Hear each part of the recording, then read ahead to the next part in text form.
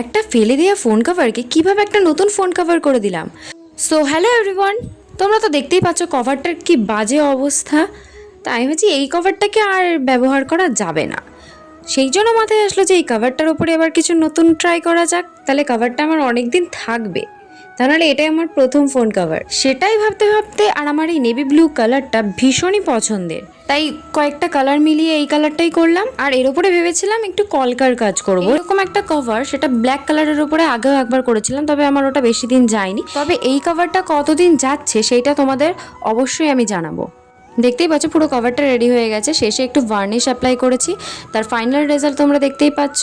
কভারটাকে একটু ব্রাইডাল করার চেষ্টা করেছি, তার রেজাল্ট তোমরা দেখতেই পাচ্ছ। কেমন হয়েছে অবশ্যই কমেন্টে বলে যাও।